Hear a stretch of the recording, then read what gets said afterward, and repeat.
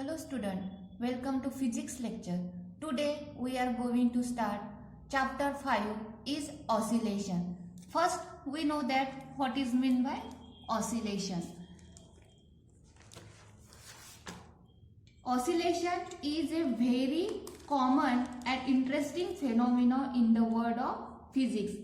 In our daily life we come across various examples of oscillatory motion like motion of a pendulum of a clock, the vibration of a guitar or violin string, up and down motion of a needle of a swing machine, the motion of prongs of a vibrating tuning fork, oscillation of a spring, etc. In this case, the motion repeated after a certain interval of time is a periodic motion. Oscillation हे एक interesting phenomena आहे physics मधला. त्याचे आपण खूप सारे example बघितले. तुम्ही जनरली एक्झाम्पल बघितलंच असेल पेंडुलमचं, किंवा तुमच्या वॉचमध्ये पण डोलक असतो, ते कोणती मोशन परफॉर्म करतो? Oscillatory motion. सिलाई मशीनची जी नीडल आहे अप अँड डाऊन वर आणि खाली होते. ट्युनिंग फोर्क जो व्हायब्रेट होतो त्याचे प्रॉन्ग्स, ती पण काय आहे? ऑसिलेटरी मोशन आहे. फर्स्ट आपल्याला माहित पाहिजे की पिरियडिक मोशन म्हणजे काय.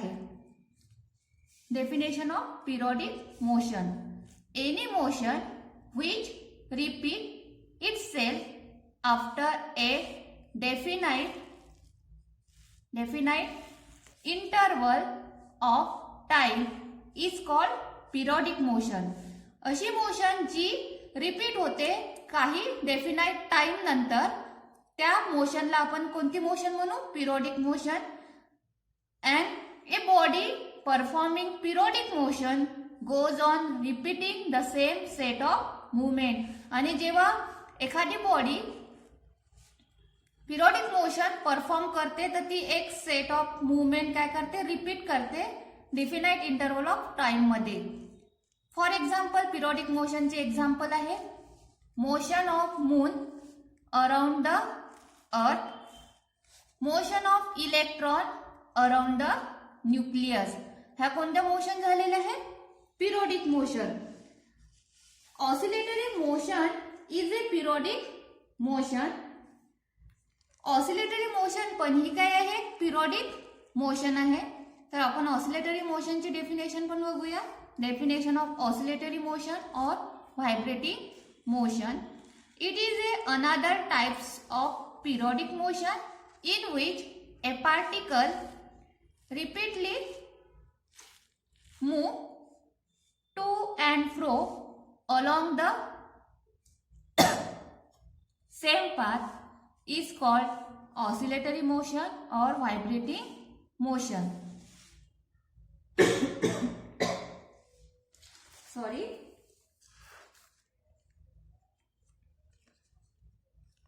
ऑसिलेटरी मोशन पण ही काय आहे? पिरियडिक मोशन आहे. या चॅप्टर मध्ये आपल्याला त्याची डिस्प्लेसमेंट, व्हेलॉसिटी, ऍक्सिलरेशन हे जे ऑसिलेटरी मोशनचे आहे ते आपल्याला बघायचे आहे. Can be represented by sine and cosine function मध्ये बघायचे आहे. This function are known as harmonic function. Therefore an oscillatory motion obeying such function is called harmonic motion. यामध्ये या चॅप्टर मध्ये आपल्याला डिस्प्लेसमेंट, व्हेलॉसिटी, ऍक्सिलरेशन, ऑसिलेटरी मोशनच्या study करायचे आणि त्या कशामध्ये रिप्रेझेंटेड आहे? साइन आणि कोसाइन फंक्शन मध्ये. त्या साइन आणि कोसाइन फंक्शनला हार्मोनिक फंक्शन म्हणतात. आणि जे ऑसिलेटरी मोशन ओवे करतात हे फंक्शन कोणते? Harmonic function. त्या मोशनला म्हणतात harmonic motion. After studying this chapter, हा चॅप्टर स्टडी केल्यानंतर we have able to understand the use of appropriate technology to describe oscillation. एवढी ऑसिलेटरी मोशन, पिरियडिक मोशन तर आपल्याला समजलं आहे, ऑसिलेटरी मोशन पण समजलं आहे. ऑसिलेटरी मोशन ही काय आहे? हार्मोनिक मोशन पण आहे. हार्मोनिक मोशन का बरं आहे? कारण की त्याचे जे या मोशनचे जे डिस्प्लेसमेंट, व्हेलॉसिटी, ऍक्सिलरेशन आहे ते कशाच्या फॉर्म मध्ये रिप्रेझेंट झालेले आहे? साइन आणि कोसाइन फंक्शन मध्ये झालेले आहे. आता आपल्याला आपल्याला ही एक नोट आहे, ती माहिती पाहिजे, नेहमीसाठी लक्षात ठेवायची आहे. Every oscillatory motion is periodic, but every periodic motion need not be oscillatory. प्रत्येक ऑसिलेटरी मोशन ही पिरियोडिक असते. लक्षात घ्या, प्रत्येक ऑसिलेटरी मोशन ही पिरियोडिक असते, परंतु periodic motion, every periodic motion, परंतु प्रत्येक पिरियोडिक मोशन ही ऑसिलेटरी मोशन असतेच असं नाही. प्रत्येक ऑसिलेटरी मोशन ही पिरियोडिक मोशन असते, परंतु प्रत्येक पिरियोडिक मोशन ही ऑसिलेटरी मोशन असते असं नाही. तर याचं जर एक्झाम्पल बघायचं झालं तर एक्झाम्पल काय आहे, सर्क्युलर मोशन. ही काय आहे, पिरियोडिक मोशन आहे, but it is not oscillatory motion. Consider करूया आपण circular motion of a particle. ही काय आहे, पिरियोडिक मोशन आहे, कारण की पार्टिकल हे सेम सेट किंवा एक राउंड कंप्लीट करतो काही टाइम इंटरवल मध्ये, म्हणजे सेम सेट ऑफ मुवमेंट हा रिपीट होतो, म्हणून ही कोणती मोशन झाली, पिरियोडिक मोशन झाली. परंतु ही ऑसिलेटरी मोशन झाली का, नाही, कारण की ऑसिलेटरी मोशन म्हणजे काय आहे, to and fro along the same path, to and fro अशी मोशन आहे का, ही नाही. म्हणून सर्क्युलर मोशन ही पिरियोडिक मोशन आहे, परंतु it is not oscillatory motion. आणि प्रत्येक ऑसिलेटरी मोशन, आता आपण जर ऑसिलेटरी मोशन कन्सिडर केलं तर ही काय झाली, पिरियोडिक मोशन आहे, कारण की ही same set of movement repeat होत आहे after same interval of time मध्ये. जर कन्सिडर केलं आपण पेंडुलम, जर कन्सिडर केला,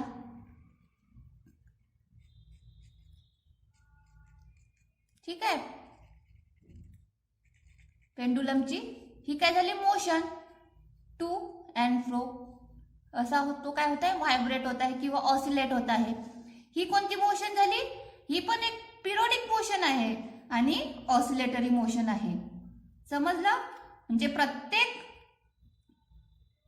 ऑसिलेटरी मोशन ही पिरियोडिक मोशन असते, परंतु पिरियोडिक मोशन जशी सर्क्युलर मोशन ही ऑसिलेटरी मोशन असते असं नाही.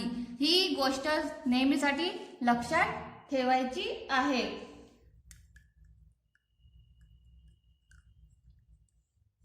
The simplest form of oscillatory periodic motion is the simple harmonic motion, in which every particle of the oscillating body move to and fro. जे oscillatory periodic मोशनचा simplest form आहे त्याला आपण simple harmonic motion असे म्हणतो, कारण की त्यातले प्रत्येक पार्टिकल हे काय होते, बॉडीतले ऑसिलेट होते to and fro.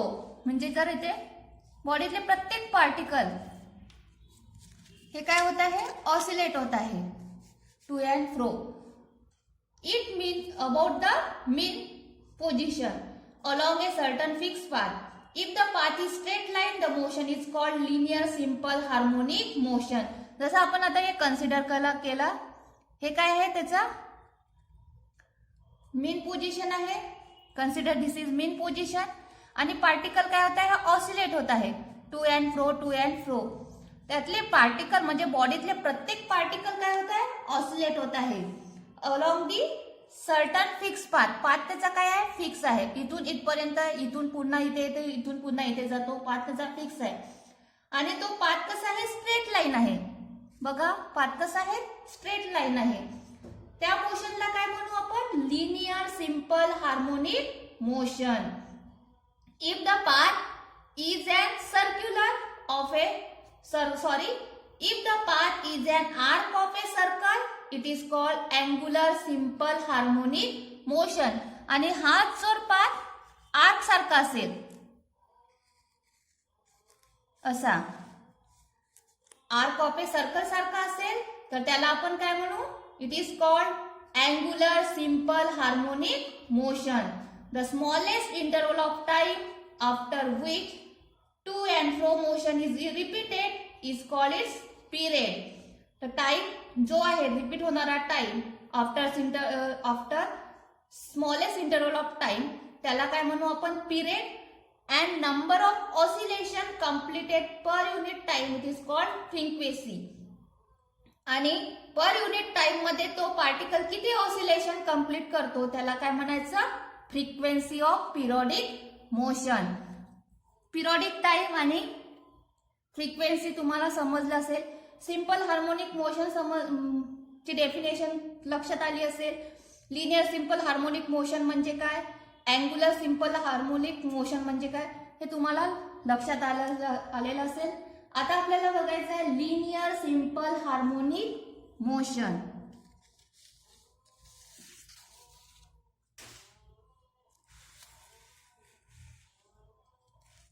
Linear simple harmonic motion SH young. Short मध्ये त्याला आपण काय म्हणू, SH young, simple harmonic motion. Place a rectangular block on a smooth frictionless horizontal surface. Attach one end of the spring to a rigid wall and the other end to the block as shown in figure. काय घेतलेला आहे, एक block घेतलेला आहे आणि तो rectangular block आहे आणि तो कुठे प्लेस केलेला आहे, फ्रिक्शनलेस सरफेस वरती ठेवलेला आहे. हॉरिझॉन्टल सरफेस आहे हा. त्याचा एक एंड, त्या ब्लॉकचा एक एंड स्प्रिंगला अटॅच केलेला आहे आणि स्प्रिंग कुठे अटॅच केलेला आहे, ह्या रिजिड सपोर्टला अटॅच केलेला आहे सेकंड एंड त्याचा. Figure show pull the block of mass M toward the right and release. आता आपण ब्लॉकला काय केलं, रिलॅक्स पोझिशन आहे. ब्लॉकला आपण राईटला खिचलं, ओढलं. ब्लॉकचं मास किती आहे, M आहे. ब्लॉकला आपण राईटला पुल केलं किंवा ओढलं आणि सोडलं तर काय होईल, तो मागे पुढे होईल. The block will begin to and fro motion on either side of its equilibrium position. This motion is linear simple harmonic motion. तेच मोशन कोणती राहील, linear simple harmonic motion. Figure B shows the equilibrium position in which spring exert no force on the block. He relax position आहे, equilibrium position आहे. याच्यामध्ये block वरती कोणताही force act होत नाही म्हणून आपण इथे काय दिला, F is equals to 0. F is equals to 0. If the block is displaced toward the right from its equilibrium position, the force exerted by the spring on the block is directed toward the left as shown in figure A. आता आपण काय केलेलं आहे, ब्लॉकला right कडे ओढलं. Block त्यावेळेस काय होईल, फोर्स याच्यावरती या ब्लॉक वरती एक्झर्ट होईल. कशामुळे, स्प्रिंगमुळे. आणि तो फोर्स कुठे राहील, टुवर्ड दी लेफ्ट. हे बघ फोर्स ऍक्ट होत आहे टुवर्ड दी लेफ्ट. आपण ब्लॉकला राईट कडे ओढलं, राईट कडे ओढल्यामुळे त्याच्यावरती फोर्स एक्झर्ट होत आहे. कशामुळे, स्प्रिंगमुळे. त्या स्प्रिंग ब्लॉक वरती फोर्स एक्झर्ट करत आहे आणि तो फोर्स कोणत्या डायरेक्शननी आहे, toward the left as shown in figure. The spring आपल्याला माहित आहे स्प्रिंग मध्ये कोणती प्रॉपर्टी राहते, इलॅस्टिक प्रॉपर्टी राहते. इलॅस्टिक प्रॉपर्टीमुळे काय होईल, स्प्रिंग आपल्या ओरिजिनल स्टेट मध्ये येईल किंवा ओरिजिनल शेप किंवा साइज मध्ये येईल. आणि therefore it exert a restoring force on the block. म्हणजे ते काय होईल, रिस्टोरिंग फोर्स त्या ब्लॉक वरती एक्झर्ट होईल. This is responsible to bring it block back to the original position. The restoring force जो ब्लॉक मध्ये आहे तो काय करेल, त्या ब्लॉकला त्याच्या ओरिजिनल पोझिशन मध्ये आणेल. This force is proportional to displacement but it direction is opposite to that of displacement. तो फोर्स जो आहे कोणता, रिस्टोरिंग फोर्स, तो प्रपोर्शनल कशाला राहील, डिस्प्लेसमेंटला, परंतु त्याची डायरेक्शन काय राहील, अपोजिट राहील. If x is the displacement, the force restoring force is given bye F is given by F is equals to minus kx, where k is the constant. It is also called as the force constant. The negative sign indicates that force and displacement are oppositely directed. Displacement diagram मध्ये बघा, relax position आहे, block इथून इकडे गेला म्हणजे displacement इकडे झालेली आहे, राईट कडे झालेली आहे, आणि फोर्स ऍक्ट होत आहे लेफ्ट कडे, म्हणून निगेटिव्ह साइन आहे, म्हणजे त्याची डायरेक्शन दोन्ही याची काय आहे, अपोजिट आहे. आता आपण ब्लॉकला काय केलेलं आहे, डिस्प्लेस केलेलं आहे. If the block is displaced toward the left from the mean position किंवा equilibrium position, the force exerted by the spring on a block is directed toward the right. आता काय केलं आपण बघा, ही रिलॅक्स पोझिशन आहे.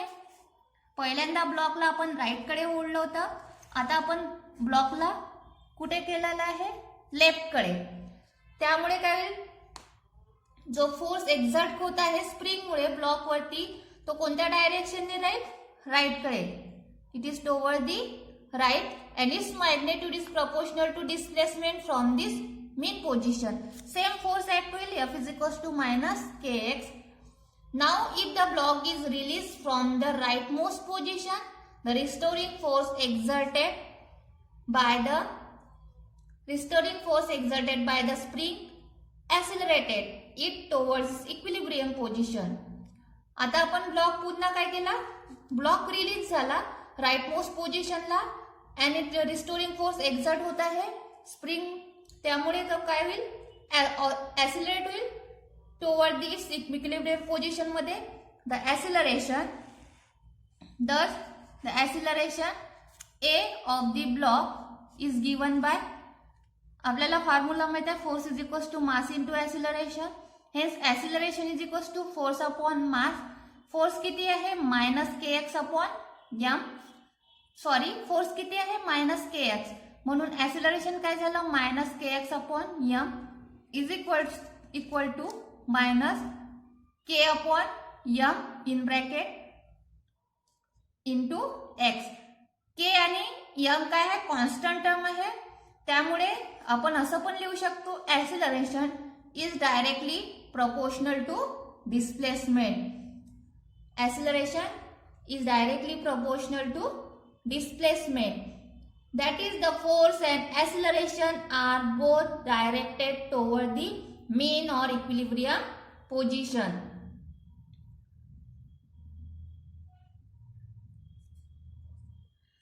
Oscillatory motion along the straight path is called linear simple harmonic motion. आपल्याला आता हे समजलं असेल, सिंपल हार्मोनिक मोशन म्हणजे काय.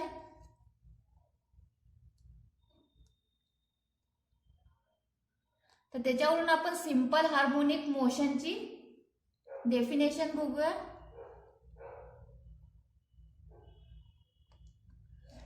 सिंपल हार्मोनिक मोशनची डेफिनेशन किंवा हो ठीक आहे, सिंपल हार्मोनिक मोशनची डेफिनेशन आपण तशी बघितलेली आहे.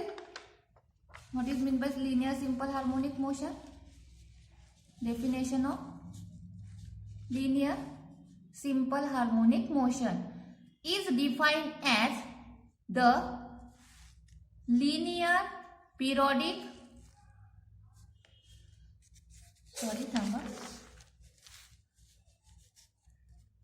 linear simple harmonic motion is defined as the linear periodic motion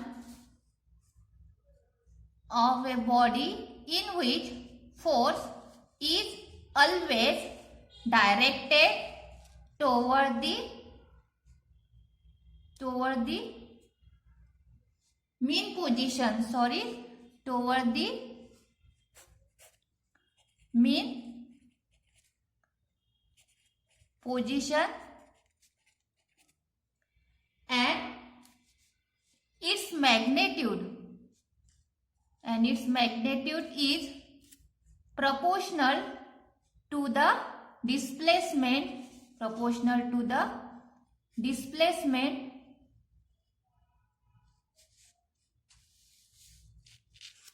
from the mean position.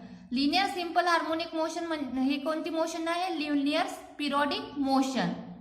तर यामध्ये काय आहे? Body motion of a body in which force is direct. यामध्ये जो फोर्स होता है, ऍक्ट होता है, तो कुठे राहील? Toward the mean position. Mean position कडेच राहील. म्हणजे इथे फोर्स ऍक्ट होते toward the mean position and its magnitude. त्या फोर्सची मॅग्नेट्यूड काय राहील? प्रपोर्शनल राहील, proportional to displacement from the mean position. Mean position पासून त्या बॉडीचं किती डिस्प्लेस झालेलं आहे. जर आपण इथे कन्सिडर केलं एक्स डिस्प्लेसमेंट झालेलं आहे बॉडीचं, आणि रिस्टोरिंग फोर्स, जो फोर्स ऍक्ट होत आहे तो टुवर्ड दी मीन पोझिशन कडे ऍक्ट होत आहे, तर काय येईल? F is equals to F is directly proportional to displacement. ठीक आहे. This is the definition of linear simple harmonic motion. We have studied the differential equation of simple harmonic motion. Differential equation of simple harmonic motion. We know that the linear equation of the linear simple harmonic motion, we know that force is directly proportional to displacement. आताच आपण बघितलं. hence F is equals to minus kx. this equation 1. K is the force constant and x is displacement according to Newton's second law of motion. We know that force is equals to mass into acceleration. Hence from the equation 1 we can written as ma is equals to minus kx. This is equation 2. We know that what velocity is equals to dx by dt and acceleration a is equals to dv by dt is equals to d2x by dt square. Putting this value in equation 2, we get mass m. Equation 2 is m, mass m. Acceleration is equals to d2x by dt square is equals to minus kx. Rearrange this equation, we can get d2x by dt square plus k upon m x is equals to 0. This is equation 3. Substituting the value k upon m is equals to omega square, where omega is the angular frequency. Putting this value in this equation, we can get d2x by dt square plus omega square x is equals to 0. This equation 4, it is the differential equation of linear simple harmonic motion. This is all about this topic. We have studied. This is about this topic. Thank you for watching this video. Bye bye.